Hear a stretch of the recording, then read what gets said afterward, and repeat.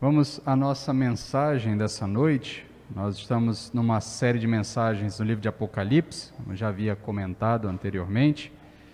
Nós estamos hoje adentrando o capítulo 3. Nós vamos hoje à igreja de Sardes. Nós estamos na fase do livro, ainda na primeira visão de João, a visão que contempla ali primeiramente as cartas às igrejas e depois primeiramente a apresentação de Cristo.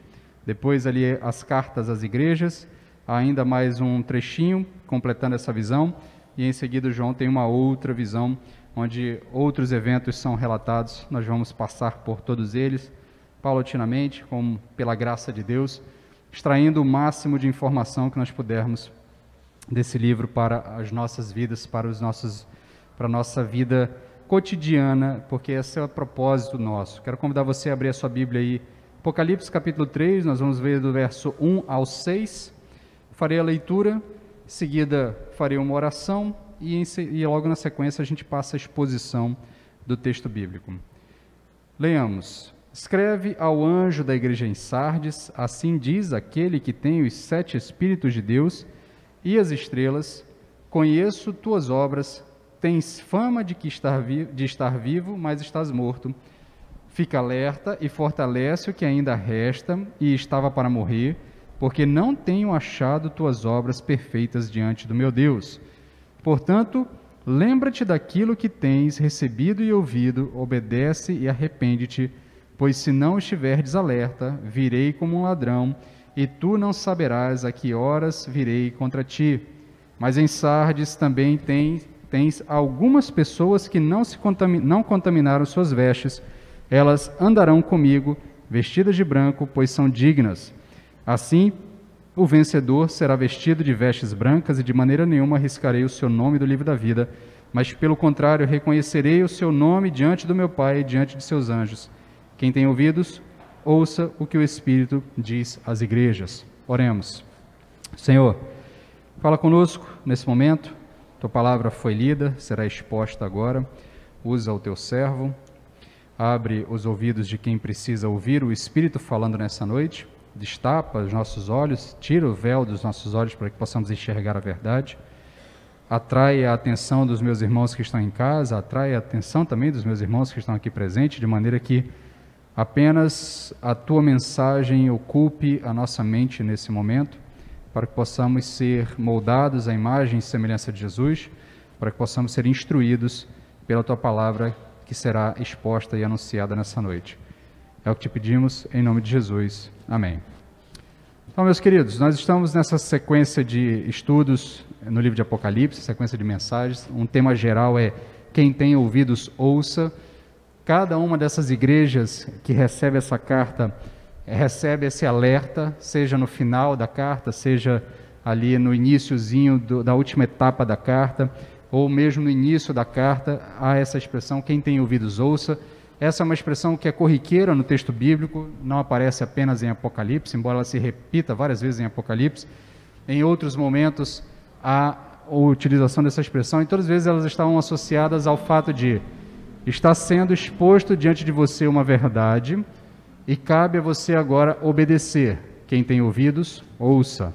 Quem é atento ao que se está dizendo, a mensagem que está sendo anunciada, preste atenção, obedeça, conserte o que precisa ser consertado, porque esse é um aviso que está sendo lhe dado.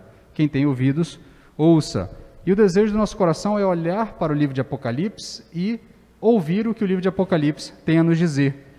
Nós estamos vivendo momentos conturbados na sociedade brasileira, na sociedade mundial de uma maneira geral, e muita gente se voltou ao livro de Apocalipse tentando achar respostas para o momento em que nós vivemos, e nós vamos perceber que o livro de Apocalipse não tem resposta apenas para os momentos conturbados. O livro de Apocalipse tem resposta para todos os momentos da nossa vida, porque ele nos ensina a ter esperança em um Cristo vitorioso, em um Cristo glorificado, que é Senhor da história. Por isso nós não nos assustamos com os eventos que acontecem na história, por mais temerosos que eles sejam, por mais mortais que eles sejam, por mais assustadores que eles sejam, porque o livro de Apocalipse, assim como boa parte dos textos escatológicos do Novo Testamento e do Velho Testamento também, já nos dão essa mensagem de um Cristo vitorioso, de um Deus vitorioso, de um Deus que é Senhor da história, que não é pego despercebido, que não é pego desprevenido. Nada pega o nosso Senhor desprevenido, porque Ele não está assistindo a história acontecer, Ele é o autor da história. Tudo o que está acontecendo porque o nosso Senhor assim determinou. Ele tem o controle sobre toda a história, e o livro de Apocalipse nos ensina como lidar com isso, como entender esse Senhor da história, esse Senhor que tem o domínio sobre a história e não é um mero espectador da história. Então nós estamos caminhando, passamos já por algumas igrejas, nós chegamos hoje na igreja de Sardes, e a igreja de Sardes é, entre as 7 igrejas, aquela igreja mais irrelevante de todas. Até porque a cidade também era irrelevante neste momento da sua história. No momento em que o apóstolo João está escrevendo essa carta para a igreja em Sardes, a cidade já não era mais importante para o ambiente, para a região ali, para a região da Ásia Menor. Ela outrora já havia sido importante, mas hoje já não era mais. Mas de uma maneira geral, a igreja de Sardes também é uma igreja muito irrelevante, é uma igreja sem expressão, sem muita informação sobre ela, sem nenhum tipo de influência em relação às outras e também sem nenhum tipo de grandes problemas que ela passasse. Nós vamos ver que ela é uma das igrejas que não sofre perseguição, não há nenhum alerta sobre perseguição em relação a essa igreja, não é uma igreja que sofre pressão, seja dos judeus ou seja do Império Romano. Ela passa despercebida no meio da sociedade. E nós vamos perceber que essa é uma igreja que é marcada por uma palavra-chave. Eu tenho chamado a atenção dos irmãos para uma palavra-chave em relação a cada uma das igrejas. E a palavra-chave que nós associamos à igreja de Sardes é displicência. Ela é uma igreja displicente, é uma igreja desligada.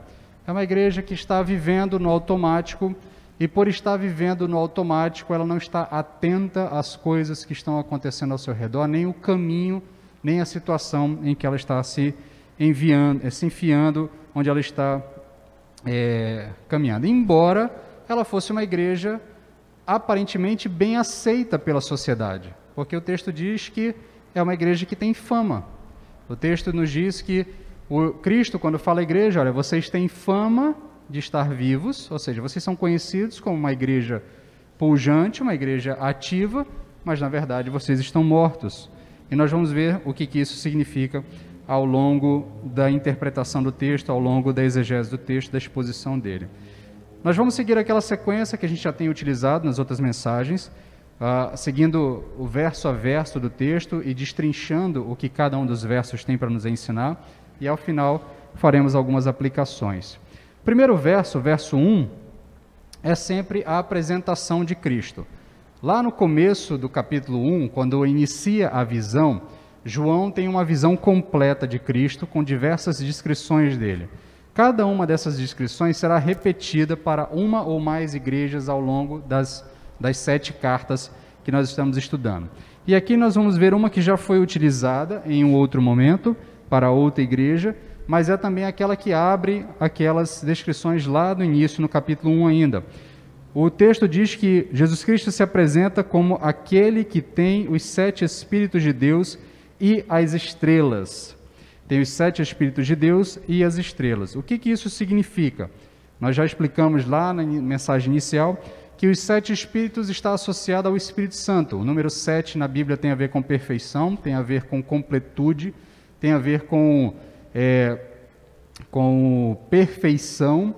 Então, os 7 Espíritos de Deus, não é que Deus tem 7 Espíritos, mas a ideia aqui é que o Espírito completo de Deus, o Espírito total de Deus, o Espírito perfeito de Deus, que nós interpretamos e entendemos que é uma associação ao Espírito Santo, aquele que vem lá em Pentecostes, aquele que permanece com a igreja enquanto Cristo não voltar. Então, Jesus Cristo diz a essa igreja: eu sou aquele que detém os 7 Espíritos. Sou eu, o Senhor, que tenho nas mãos o Espírito Santo, e que tenho nas mãos o comando sobre o Espírito Santo. E o Espírito também na Bíblia está associado à vida, está associado ao ato de viver, à forma de vida. Tanto é que lá em Gênesis, quando Deus dá vida a Adão, ele sopra o Espírito de vida em Adão. Então, o que Jesus Cristo está dizendo para essa igreja? vocês que estão mortos aos meus olhos, prestem atenção, porque se vocês quiserem viver, ouçam de mim, porque sou eu que tenho o Espírito. E o Espírito que eu tenho é o único Espírito que pode dar vida a vocês. Então ele está chamando a atenção dessa igreja, dizendo: igreja de Sardes, eu sou aquele que tem os 7 Espíritos, vocês são aqueles que estão mortos, se vocês quiserem viver, ouçam o que eu tenho a dizer a vocês, porque só eu é que posso dar vida a vocês. Ele também fala que ele é aquele que tem as estrelas nas mãos.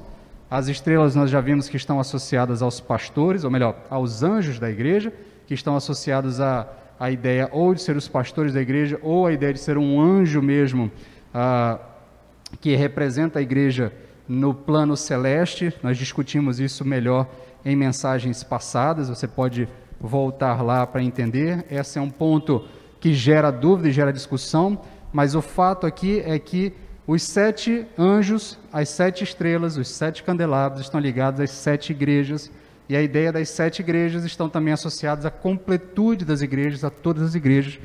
Por isso, o que nós podemos interpretar daqui, sem muita discussão, sem muita confusão, sem muita dificuldade, é que Jesus está querendo dizer para a igreja de Sardes: eu sou o Senhor tanto de vocês quanto de todas as outras igrejas, e eu farei com vocês aquilo que eu desejar fazer, porque eu sou aquele que tem os sete Espíritos e sou eu aquele que tem as 7 estrelas.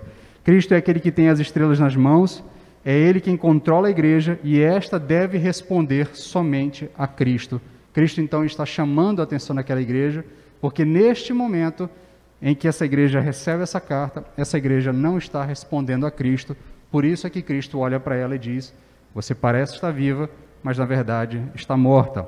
Chama a sua atenção, ouça de mim, para que você possa receber vida, e recebendo vida, responda única e exclusivamente a mim. Então nós passamos para o verso, a parte B do verso 1, onde é apresentado aquilo que a gente poderia chamar do ponto forte da igreja. Contudo, a igreja de Sardes é uma igreja sine qua non dentre as outras, porque o seu ponto forte é a sua fraqueza. Ela tem tanto ponto forte quanto ponto negativo, quanto ponto fraco, dentro da mesma característica. E o verso nos diz o seguinte: conheço tuas obras, tens fama de estar vivo, mas estás morto. Aparentemente, a fortaleza de Sardes era a sua fama. Aparentemente, ela era uma igreja que era bem aceita pela sociedade, era uma igreja relevante socialmente, e preste atenção nessa expressão, porque essa é uma expressão muito perseguida pelas nossas igrejas modernas, pelas igrejas dos nossos dias. Toda igreja, quando faz aquela reunião de liderança, faz aquela reunião de planejamento, sempre entra naquela discussão: como podemos ser relevantes socialmente falando, como podemos ser relevantes para a nossa sociedade, como a nossa sociedade pode abrir os seus braços para a igreja e pode receber bem a igreja. E perceba que a igreja de Sardes era uma igreja que tinha uma relevância social, era uma igreja bem aceita pela sua sociedade, era uma igreja bem aceita pelo ambiente onde eles estavam. Ela não sofre perseguição, ela tem fama diante da sociedade. Então essa fortaleza dela, essa força dela, esse ponto forte dela, era na verdade a sua grande fraqueza, porque tudo isso era uma fachada. A igreja parecia estar viva, mas na verdade ela estava morta. A sua fama, ela tinha fama de ser uma igreja viva e ativa, e ainda assim Cristo olha para ela e enxerga uma igreja morta. A única obra que essa igreja construiu de fato é uma fama perante a sociedade. Ela não construiu nada sólido diante do Senhor, ela construiu diante da sociedade, mas não construiu diante do Senhor. E o que nós podemos entender para nós sobre isso aqui? Nem tudo o que reluz é ouro. Você já ouviu esse ditado, né? Você já lembra também, os mais velhos vão lembrar daquela propaganda do shampoo para caspa Denorex? Parece shampoo, mas não é, né? Porque parece remédio, mas não é, é shampoo. Era um shampoo que fazia essa propaganda porque ele era shampoo e era remédio ao mesmo tempo, então ele chamava a sua atenção para essa ideia, e isso se associou por algum tempo quando você chamava alguém de denorexia, que alguém parece que é, mas não é. E essa igreja era uma espécie de igreja denorex. Parecia viva, mas estava morta. Parecia que Deus estava feliz com ela, aos olhos das pessoas. As pessoas diziam assim: olha, aquela igreja lá é abençoada. Aquela igreja lá, Deus age lá. Aquela igreja lá tem vida lá, mas o Senhor olha para aquela igreja, a igreja de Sardes, e diz: não enxerguei em vocês obra nenhuma que possa ser aprovada diante de meu Deus. Olho para vocês, vocês têm fama de estarem vivos, mas na verdade vocês estão mortos.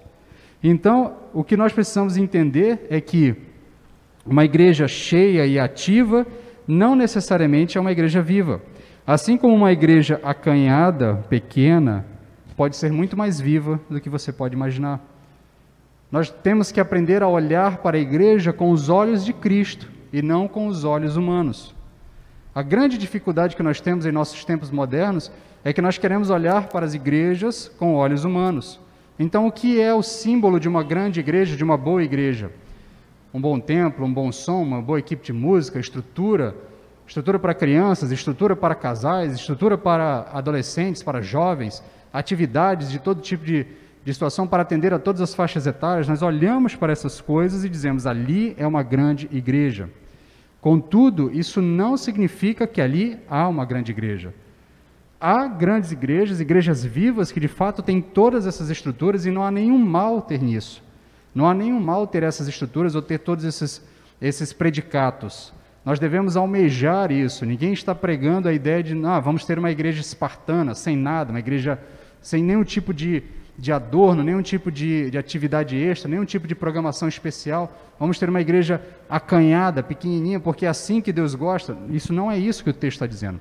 O que o texto está dizendo é: preste atenção no que é que você está usando para julgar o que é uma boa igreja, o que é uma igreja que agrada ao Senhor, do que é uma igreja que não agrada ao Senhor. Não são esses os elementos que devemos utilizar para dizer se uma igreja, de fato, há uma igreja que está agradando ao Senhor ou não. Esses são elementos outros. Porque avivamento não é ativismo. Avivamento não é a quantidade de eventos que uma igreja faz. Avivamento não é a quantidade de músicas que cantamos no culto, ou a qualidade das músicas que cantamos nos cultos, ou mesmo a forma como cantamos músicas, ou realizamos outras atividades no culto. Isso não é avivamento. Avivamento genuinamente bíblico, o que nós entendemos, o que o texto bíblico nos ensina, avivamento é quando nós nos apegamos cada vez mais à palavra de Deus, amamos cada vez mais a palavra de Deus, somos impelidos e somos constrangidos a abrir mão de qualquer outra coisa pelo prazer de estudar a palavra de Deus. Então, uma igreja como a igreja de Sardes, provavelmente era uma igreja que tinha uma grande estrutura de atendimento às suas pessoas, era uma igreja que tinha cultos belíssimos, era uma igreja que tinha tudo aquilo que aparentemente nos indicava ser uma igreja abençoada. Contudo, o que nós vamos perceber ao longo do texto é que essa é uma igreja displicente, é uma igreja secularizada, é uma igreja que, na verdade, está morta. Por isso, o texto fala: conheço tuas obras, tens fama de estar vivo, mas estás mortos. Esse tanto é o ponto forte da igreja, como é o ponto fraco da igreja. E aí nós vamos para o verso 2 e 3, onde Cristo dá a solução para o problema da igreja. Então Cristo diz o seguinte à igreja: fica alerta e fortalece o que ainda resta e estava para morrer, porque não tenho achado tuas obras perfeitas diante de meu Deus. Portanto, lembra-te daquilo que tens recebido e ouvido e obedece e arrepende-te. Pois se não estiverdes alerta, virei como um ladrão e tu não saberás a que hora virei contra ti. Então nós percebemos que há 5 imperativos que são ditos aqui nesses 2 versos. E todos eles estão ligados à necessidade de vigilância, à necessidade de estar atentos. Por que Cristo fala isso especificamente para a igreja de Sardes? Nós sabemos que tudo que é falado para cada igreja está falando sobre a sua realidade local, e também nos ensina posteriormente, ainda que não sejamos a igreja de Sardes. Mas o que aconteceu em Sardes, na história da cidade de Sardes, é muito interessante, porque quem está ouvindo essa palavra de Cristo vai se lembrar provavelmente desse evento. A cidade de Sardes era conhecida por ter uma acrópole. A acrópole é o centro da cidade, é o centro da cidade grega, é o centro político, é o centro nervoso da cidade. E normalmente uma cidade é tomada no mundo antigo, no mundo grego, quando o seu centro político é tomado, quando ele é invadido pelas forças oponentes que tomam o controle dessa área, dessa região. Então, a Acrópole de Sardes ficava no alto de um monte, e então a possibilidade dela ser capturada pelos inimigos era muito menor por causa do difícil acesso e por causa da estrutura em que ela foi construída para se proteger. E aí o que acontece? Ao longo da história de Sardes, embora ela fosse conhecida como tendo uma acrópole praticamente incapturável, né, ela foi capturada por 5 vezes ao longo da sua história. Por 5 vezes a cidade foi tomada, foi dominada por forças estrangeiras, por forças inimigas, e dessas 5 vezes, por 3 vezes, ela foi tomada porque os guardas da Acrópole estavam dormindo. Porque os guardas da Acrópole estavam simplesmente desatentos ao seu serviço, ao seu trabalho. Porque eles estavam descansando, ao invés de estarem alerta, os inimigos conseguiram invadir a região e tomar o domínio da cidade. Então Cristo olha para essa igreja e diz: fica alerta, presta atenção, fica alerta, e fortalece o que ainda resta e que estava prestes a morrer. Cristo chama a atenção dessa igreja porque assim como a cidade de Sardes, a igreja de Sardes estava displicente, estava desligada, estava vivendo de uma maneira em que ela passou a desconsiderar a ideia de Deus ou a própria possibilidade de Cristo estar atento a alguma coisa que estivesse acontecendo naquela igreja. Então ela começa a viver como se Cristo, ou como se o Evangelho, como se Deus fosse apenas mais um dos elementos que fazem parte da sua cultura, da sua sociedade, e ela então começa a viver displicentemente, começa a viver desligadamente, começa a viver desatenta. E Cristo então chama a atenção dessa igreja e diz: olha, preste atenção, fique alerta, porque se você estiver assim displicente, vai acontecer com você igual aconteceu com a cidade de Sardes. Vocês serão tomados e serão destruídos. Então fique atento, fique alerta. Os crentes de Sardes estavam dormindo e precisavam acordar antes que fosse tarde demais. Preste atenção mais uma vez. O texto de Apocalipse nos coloca em uma espécie de situação complexa, porque nós somos treinados nas igrejas a achar que nós temos todo o tempo do mundo, a achar que crente nunca perde a salvação, e nós defendemos isso, nós cremos nisso, que a salvação não se perde. Não pense aqui que eu estou mudando a teologia que as igrejas reformadas e tradicionais adotaram ao longo de toda essa história. Eu creio firmemente que a salvação não se perde, mas nós somos treinados a achar que uma vez que eu levantei a mão, está tudo garantido na minha vida. Então eu posso viver do jeito que eu quiser. E Cristo, eu já disse aos irmãos isso em outras mensagens, Cristo não faz alerta em vão. Cristo não faz alerta como o pai faz alerta aos filhos. Sabe aquele tipo de alerta? Olha, preste atenção, menino, senão eu vou fazer alguma coisa com você, mas você sabe que não vai fazer aquilo. É só para assustar a criança. Cristo não age dessa forma. Quando Cristo diz, fica alerta, porque eu posso riscar o teu nome do livro da vida, é porque a gente tem que ficar atento. É porque a gente tem que prestar atenção. Porque quem sabe que o que está escrito no livro da vida é Cristo, não somos nós. Então essa igreja, Cristo diz, olha, fica alerta. Fica alerta porque você está a um passo de perder tudo aquilo que você já teve um dia.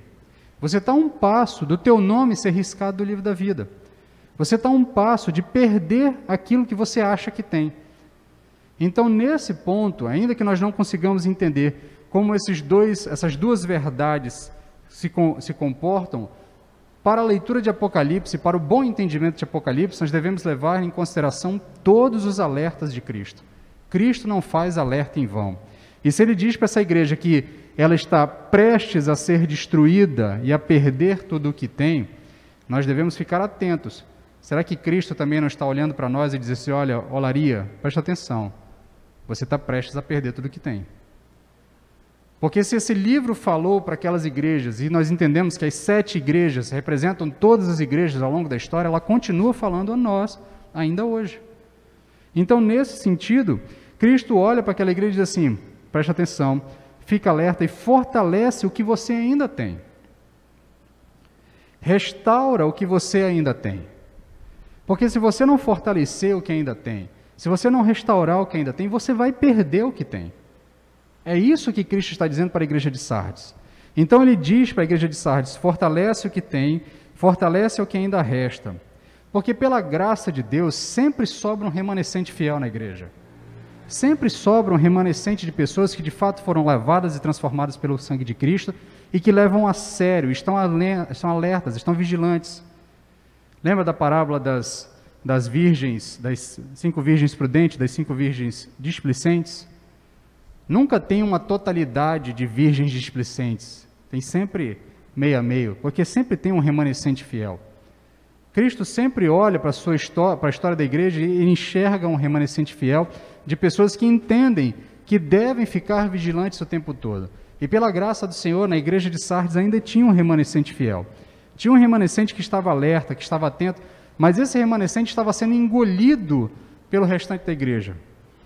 Ele estava provavelmente se cansando de se manter fiel e atento e olhando para o resto da igreja toda displicente, e talvez esse remanescente, aí o talvez fica por minha conta, pela minha leitura do texto, a sensação que dá é que esse remanescente já estava se cansando. Por isso Cristo diz a esse remanescente, fortalece o que vocês têm, porque senão vocês também vão perder aquilo que vocês tinham. Então preste atenção, Cristo é aquele que tem a igreja nas suas mãos. Cristo nunca vai perder a igreja, porque a igreja não é a obra do homem, a igreja é a obra de Cristo. Por isso Cristo sempre alerta ao remanescente que permanece na igreja. Fique atento, fortalece o que você tem, fortalece o que você tem, porque senão, o texto diz assim, fortalece o que você tem e estava para morrer.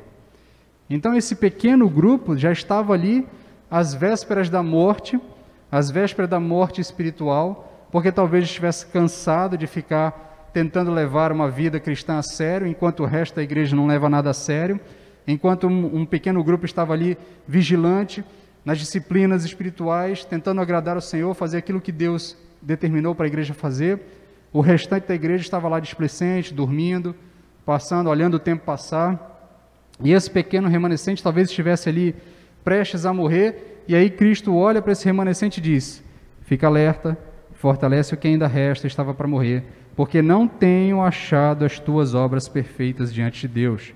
Então ele olha para essa igreja e diz, preste atenção, eu tenho olhado para vocês, e vocês não têm feito nada que me agrade. Não tenho achado nenhuma obra perfeita diante de vocês. Mas aqui, quem lê, percebe não o contrassenso, mas percebe quase que a ironia no texto, a ironia na autoria do texto, não nas palavras de Cristo, porque se no início é uma igreja que é famosa, 2 versos depois Cristo diz, a fama de vocês, para mim não é nada, porque eu não encontro nada em vocês. Eu olho para a igreja e não enxergo absolutamente nada. E aí eu volto a dizer aos irmãos, e o que nós precisamos entender desse texto e de outros textos de Apocalipse é que nós precisamos olhar para a igreja com os olhos de Cristo, não com os olhos humanos. Nós precisamos valorizar uma igreja pelo que Cristo valoriza numa igreja, não pelo que os homens valorizam.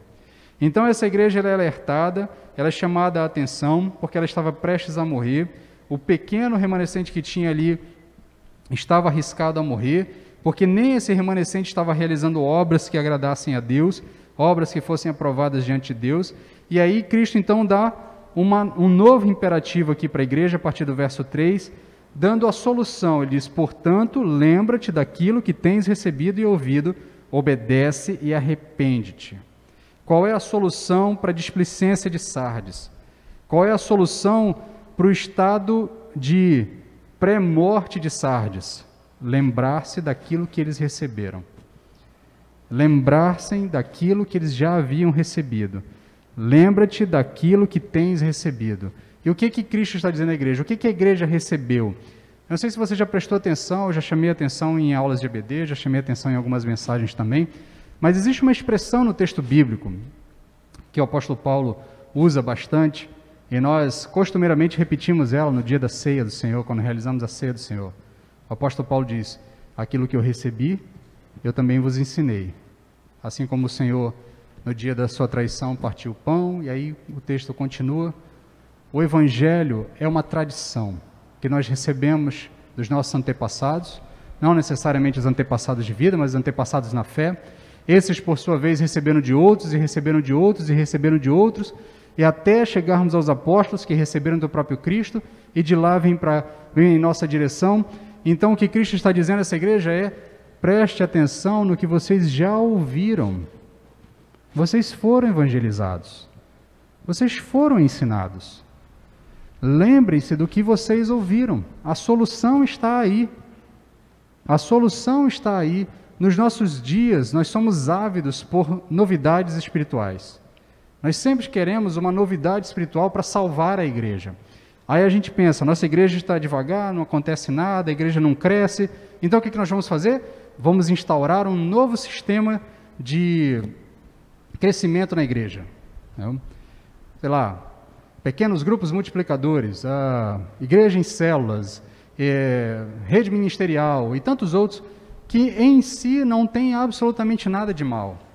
Mas nós estamos sempre depositando esperanças de solução para o crescimento da igreja, ou de solução para a vida espiritual da igreja, em sistemas, e nunca nos lembramos de que o texto bíblico, desde o início, lá em Atos, diz que a igreja perseverava na doutrina dos apóstolos, na comunhão, nas orações e no partir do pão. A igreja perseverava nesses 3 alicerces: na doutrina dos apóstolos, que eles receberam nos ensinos, nos estudos, naquilo que os apóstolos haviam ensinado a eles. A igreja perseverava na comunhão e no partir do pão, na ceia do Senhor, na celebração das ordenanças, e a igreja perseverava na comunhão, uns com os outros, uns os irmãos cuidando uns dos outros. E isso foi o suficiente para a igreja de Atos crescer, primeiramente com 3.000, depois com outros 5.000, e assim por diante. E antes do livro de Atos acabar, você ouviu os romanos dizendo: aqueles que colocaram o mundo de pernas para o ar chegaram até nós. A igreja perseverou apenas no partir do pão, na doutrina dos apóstolos e na comunhão dos irmãos. E isso foi suficiente para chacoalhar toda a região da Europa e da Ásia Menor, todo o Império Romano, e chegaram até a casa de César. Eu não tenho absolutamente nada contra nenhum sistema de administração de igreja ou sistema de divisão interna de pequenos grupos, eu não tenho absolutamente nada. Mas a minha grande preocupação é que nós depositamos fé e esperança de que a nossa igreja vai engrenar, porque agora a gente implantou pequenos grupos multiplicadores, ou porque agora a gente implantou igreja em células, ou porque agora a gente implantou rede ministerial, ou qualquer um desses outros. Nós estamos sempre ávidos por novidade, mas nós nunca queremos olhar para trás e lembrar daquilo que nós já recebemos. E a solução para Sardes é isso.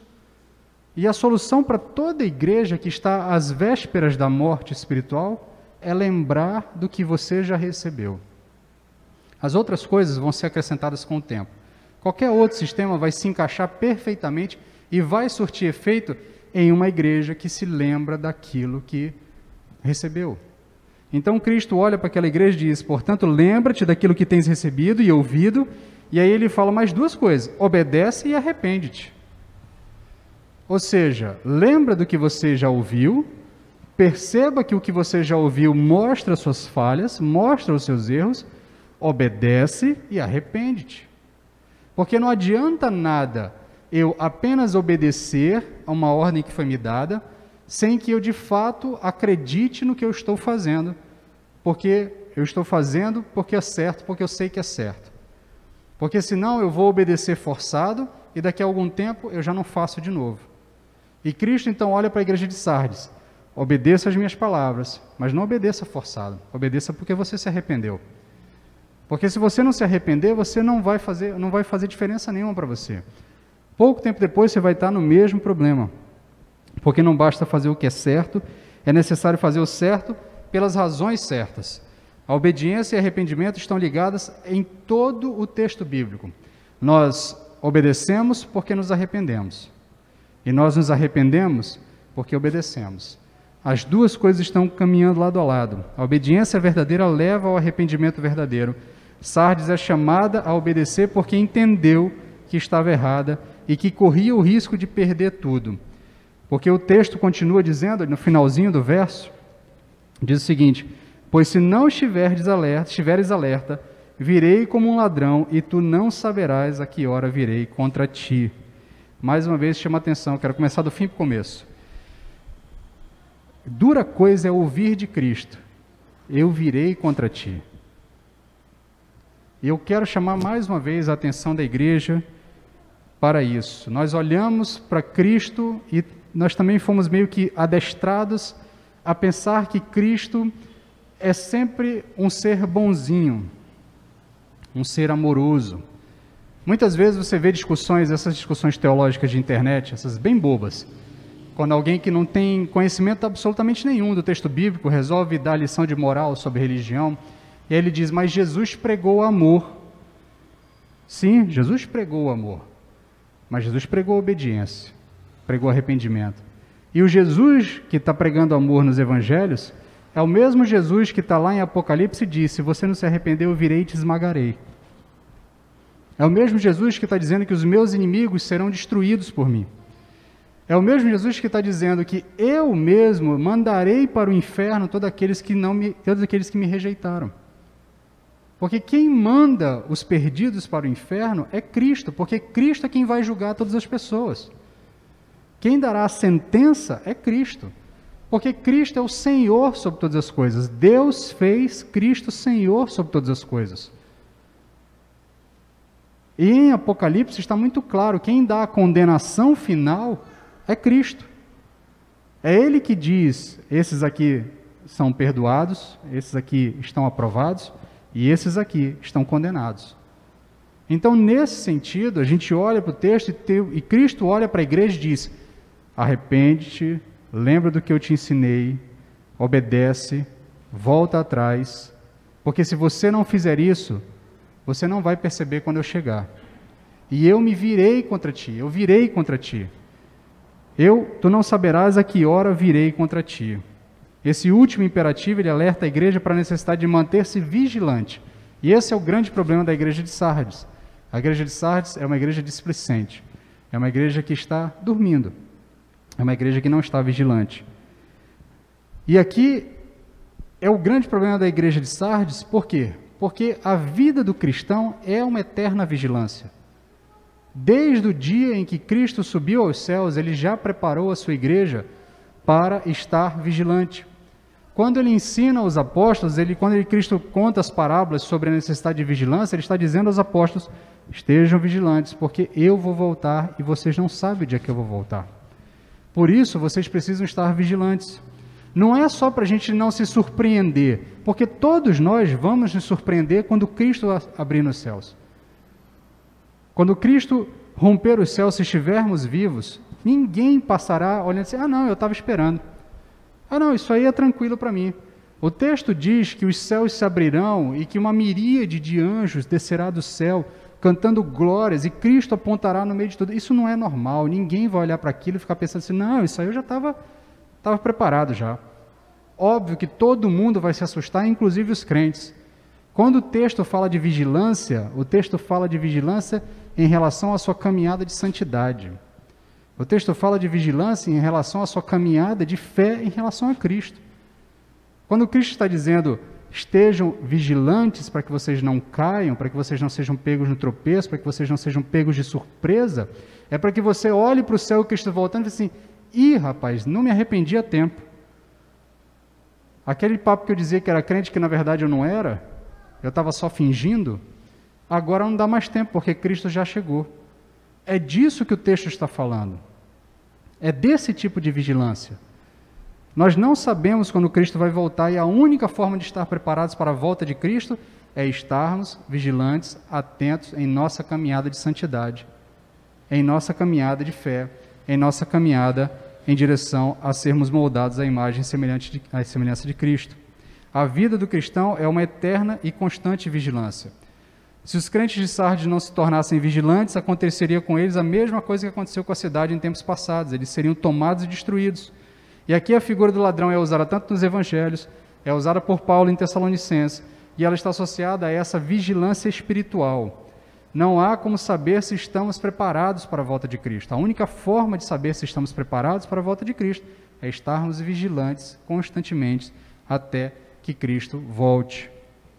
Então, o texto caminha para o verso 4 e 5, onde tem a promessa e o desafio ao vencedor. O texto diz o seguinte: mas em Sardes também tem algumas pessoas que não contaminaram suas vestes, elas andarão comigo, vestidas de branco, pois são dignas, assim o vencedor será vestido de vestes brancas, e de maneira nenhuma arriscarei o seu nome do livro da vida, mas, pelo contrário, reconhecerei seu nome diante do meu Pai e diante dos seus anjos. As vestes brancas, elas estão associadas às paradas vitoriosas romanas, né? A ideia aqui de vestes brancas e caminhar ao meu lado tem a ver com a ideia daquelas paradas romanas, quando os soldados, os heróis de guerra romano adentravam a cidade, recebendo os louros da sua vitória. Quem está acompanhando as nossas aulas na EBD, a gente explicou um pouquinho mais detalhado sobre isso lá, quando o apóstolo Paulo fala que o Evangelho sempre nos conduz em triunfo, né? Que Cristo sempre nos conduz em triunfo.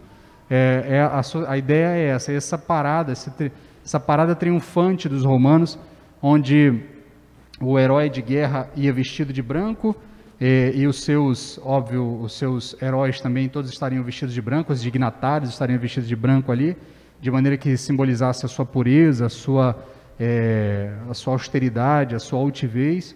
Então eles caminhariam recebendo os louros da plateia ali, sendo ovacionados por todos que estão ali ao redor. A ideia aqui que Cristo está dizendo algumas pessoas não contaminaram as suas vestes, ou seja, as suas vestes ainda estão brancas, e eles andarão comigo vestidos de branco, pois são dignos. A ideia aqui interessante do texto, para chamar a nossa atenção, é que Cristo está dizendo que só caminhará ao lado dele aquele que é digno de andar ao lado dele. E isso deve nos chamar a atenção, porque quem é o digno de andar ao lado de Cristo? Aquele que não contaminou as suas vestes. Aquele que as suas vestes estão purificadas e lavadas pelo sangue do Cordeiro.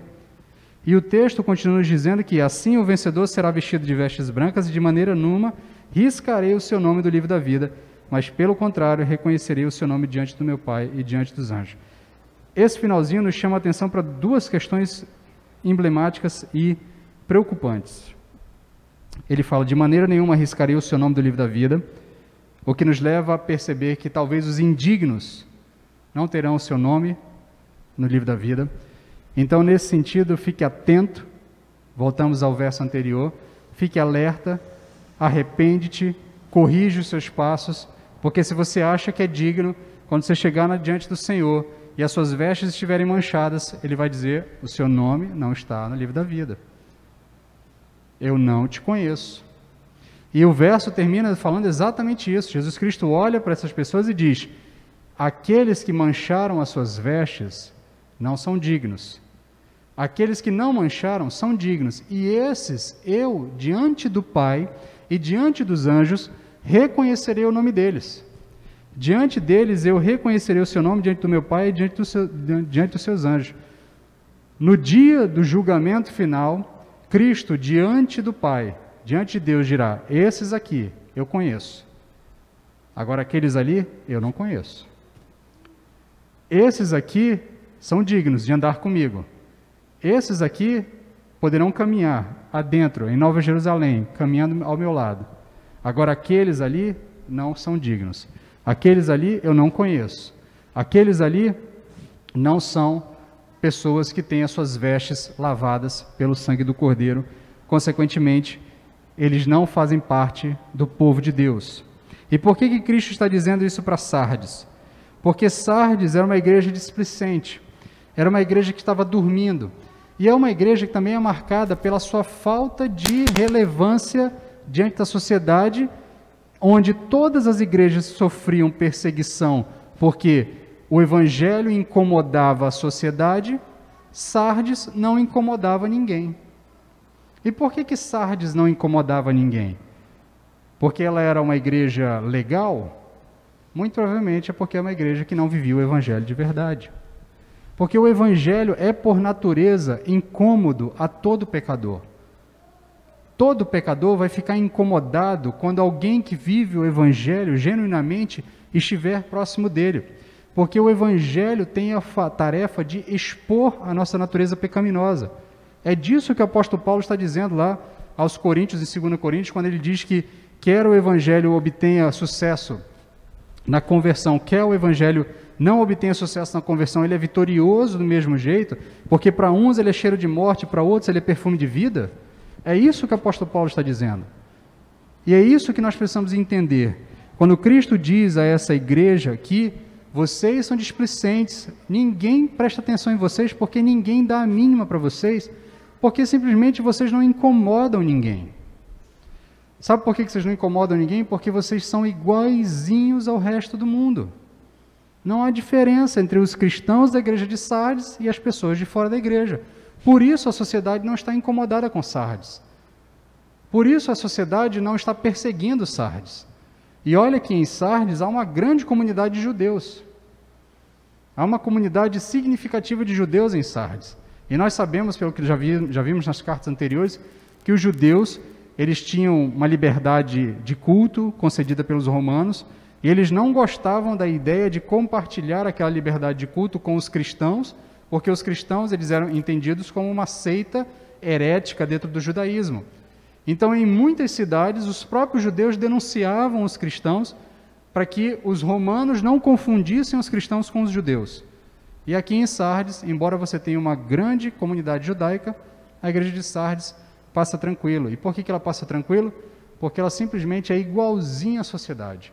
Não há distinção entre um crente e um não crente. E nesse sentido, ela é irrelevante do ponto de vista espiritual, porque ela é displicente, porque ela está dormindo, porque na verdade ela parece viva, mas no fim das contas ela está morta. O texto finaliza dizendo que Cristo reconhecerá as pessoas que não rejeitaram o seu nome. Isso nos leva a entender que a igreja de Sardes estava rejeitando o nome de Cristo, e então a fidelidade será sempre recompensada. Cristo sempre recompensará os fiéis. Cristo é galardoador, Deus é galardoador daqueles que adoram, daqueles que o adoram, daqueles que lhe servem. A fidelidade sempre será recompensada, e os fiéis que não se acomodaram ao seu tempo, eles andariam com Cristo, estariam lado a lado com Cristo, porque se mostraram dignos. Eles seriam reconhecidos por Cristo diante de Deus, diante dos anjos. Isso é uma clara demonstração da dignidade, é a forma como Cristo retribui a fidelidade dos seus servos, dos seus fiéis ao longo da história. A maioria da igreja tinha se envergonhado de Cristo, por isso passava despercebida na sociedade, sendo indiferente.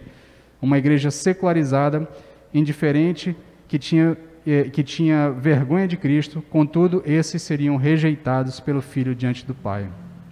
Quero finalizar fazendo uma aplicação com o verso 6, que é a aplicação do próprio texto. Quem tem ouvidos, ouça o que o Espírito diz às igrejas. Mas eu quero fazer uma pergunta, e a partir dessa pergunta, fazer algumas digressões para fazermos algumas aplicações. Olhando para a igreja de Sardes, qual é o nosso estado? Nós estamos vivos ou estamos mortos? Nós estamos vigilantes e atentos ou somos displicentes? Ou somos irresponsáveis? Ou estamos dormindo? Ou estamos à beira da morte, como a igreja de Sardes? Às vezes, alguns cristãos eles têm a sensação de que é um benefício passar despercebido na sociedade. Não, ninguém se incomoda comigo não, porque eu sou um crente legal, eu não sou um crente chato. Né? Eu não incomodo ninguém com o evangelho, eu não fico lá, as pessoas nem sequer sabem que eu sou crente. Uma vez eu até ouvi alguém dizer assim para mim, nossa, você é crente, nem parece. E eu achei isso algo muito bom, porque mostra que as pessoas não se incomodam com a minha presença. Isso é a igreja de Sardes. E é a igreja de Sardes nos dias atuais. Talvez das 7 igrejas de Apocalipse, a que mais se parece com a igreja moderna é a igreja de Sardes. E a que mais se parece com a igreja ocidental moderna é a igreja de Sardes. Porque hoje nós não enfrentamos nenhum tipo de perseguição. Já falei para os irmãos em outras vezes, ainda que você diga, mas o meu chefe me persegue, porque na universidade, na faculdade me perseguem. Isso está muito longe da perseguição de fato. Isso é apenas um embate de ideias que é muito pequeno, muito fraco, perto do que de fato esses irmãos das outras igrejas que experimentaram perseguição realmente experimentavam. Um dia nós passaremos pela grande tribulação, mas agora, na sociedade ocidental, nós temos plena liberdade. Nós estamos aqui, portas abertas, funcionando, optamos por ficar um tempo apenas remoto, ainda que já tivéssemos autorização do governo para funcionar, mas nós temos plena liberdade de culto. Ainda que alguns tenham dito, os governos tentaram durante a pandemia perseguir os cristãos, isso não é nada. Nós sempre tivemos liberdade de culto, nós estamos fazendo transmissão pela internet, nós temos canais YouTube, Facebook, Instagram, uma série de ferramentas, nós estamos pregando a nossa mensagem com total liberdade. Então, nesse sentido, a igreja de Sardes se parece muito conosco, igreja moderna, igreja ocidental. Nós temos plena liberdade na sociedade. Não há nenhum problema eu me apresentar em algum lugar da sociedade e dizer que sou crente. Isso não vai gerar nenhum tipo de incômodo ou algum tipo de retaliação. Mas o problema é que nós achamos muitas vezes que nós devemos ficar contidos, porque pregaram para a gente uma ideia de que fé é um negócio que a gente vive no particular. Fé é um negócio que eu vivo na minha casa, eu vivo na igreja, lá no templo. Que lá na sociedade não tem espaço para o discurso religioso, que lá na universidade as minhas bases de fé não podem atrapalhar o meu raciocínio científico, não podem atrapalhar o meu raciocínio científico, a minha percepção científica das coisas. Mas isso é um embuste que venderam para a igreja comprou. E aí a gente resolveu viver enclausurado. Por isso a gente não incomoda a sociedade. E aí sabe o que acontece? Nós temos cada vez mais crentes que são iguaizinhos às pessoas da sociedade. Não tem distinção nenhuma. Cada vez mais igrejas se tornam como a igreja de Sardes, displicentes. Porque a gente quer viver o evangelho enclausurado nas nossas casas, sem viver expondo o evangelho para o mundo, sem incomodar as pessoas com o pecado delas, por conta do evangelho que nós vivemos diante delas, e nessa caminhada, nessa toada, nós nos tornamos cada vez mais uma igreja que parece estar viva, mas na verdade está morta. Nós queremos passar despercebidos porque somos displicentes, porque no fundo nós somos preguiçosos, nós somos também presunçosos. No fundo, talvez a gente não creia que Jesus Cristo vai voltar. Porque se a gente de fato tivesse um mínimo de temor da volta de Cristo, e se a gente levasse a sério o texto que diz que Jesus Cristo pode voltar a qualquer momento, e que a volta dele é como um raio que sai do Ocidente e se mostra no Oriente, se de fato isso fosse uma realidade para nós, nós viveríamos vigilantes 24 horas por dia. Vigilantes 24 horas por dia, sem a menor preocupação, ou melhor, sem o menor medo de que isso pudesse incomodar alguém. Porque no fim das contas, o que nós estamos preocupados de fato é se nós estamos atentos para a volta de Cristo. Estamos atentos e preparados para a volta de Cristo. Sardes foi alertada a se arrepender e a voltar ao que aprendeu enquanto havia tempo para ela. Contudo, nós não sabemos se nós temos tempo ainda. Por isso, nós devemos ouvir o que o Espírito diz às igrejas hoje. Quando nós lemos esse texto, o Espírito está dizendo a você, preste atenção, no que isso reflete no seu comportamento cristão. Você está se comportando como um crente de Sardes? Se você está comportando como um crente de Sardes, arrepende-te, volta, conserta o que está errado, lembra do que você se arrependeu, porque senão eu vou voltar e você vai ficar. Eu vou voltar e você não vai andar comigo. Eu vou voltar e você não será considerado digno de andar comigo. Haverá um tempo em que acabará o prazo de espera. Nós achamos que a gente tem todo o tempo do mundo para se arrepender. Nós já vimos na semana passada, lá com a profetisa, que o tempo dela havia sido decretado. E hoje nós vemos de novo a igreja de Sardes dizendo, olha, vocês estão prestes a morrer. Conserta o que tem, porque se não consertar vocês vão perder.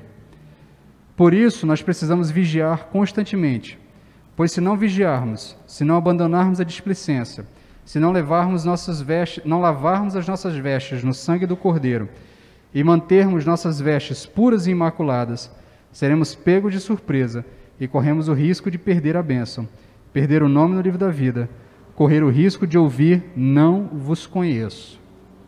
As virgens imprudentes, displicentes, perderam as bodas do noivo. Perderam as bodas do noivo. Aquela parábola está intimamente ligada com o que Cristo está falando à igreja de Sardes aqui. Aquela palavra das virgens imprudentes, elas foram displicentes. Elas não guardaram o azeite, não se prepararam para a vigília, para a espera do noivo. O noivo chegou, elas não tinham óleo nas suas lâmpadas, não conseguiram iluminar o caminho para encontrar o noivo, não encontraram o noivo, ficaram de fora da festa. Volto a dizer, Cristo não faz alertas em vão. Se Cristo está dizendo a nós, para nós prestarmos atenção, para nós ficarmos alerta, para sermos atentos, porque se nós não formos atentos, nós podemos ser pegos de surpresa. E ser pego de surpresa aqui é ouvir e receber juízo de Deus. E nesse sentido, se nós corremos esse risco, a melhor coisa que nós fazemos, ao invés de iniciarmos uma discussão sobre perca ou não da salvação aqui, é acatar a ordem que nos é dada pelo Espírito, nos arrepender e voltarmos ao que de fato deveríamos estar fazendo, viver uma vida de constante vigilância. Nesta noite, o Espírito alerta ao remanescente da Igreja Batista Olaria, que aqueles que ainda estão respirando por aparelhos, que acordem, lembrem-se do que já aprenderam, arrependam-se e mantenham-se alertas. Que Deus aplique aos nossos corações a sua palavra. Vamos orar? Senhor, tem misericórdia de nós. Nós, muitas vezes, olhamos para o teu texto e, no fundo, nós brincamos com ele. Nós achamos que tem coisa que é séria demais e que não precisava ser assim tão sério e que isso vai ficar mais para frente, que eu vou ter tempo, que não é bem assim. E nós nos convencemos de que tu não exige de nós tanta vigilância, que tu é compreensivo com as nossas falhas, que tu é compreensivo com os nossos erros. Nós vendemos para nós mesmos essas expressões, Deus sabe, Deus ama a gente do jeito que a gente é. E esse tipo de pensamento vai formatando o nosso comportamento e nós nos tornamos crentes displicentes. Nos tornamos servos displicentes. Nós não guardamos a vigília, nós não temos atenção ao nosso caminhar, ao nosso andar.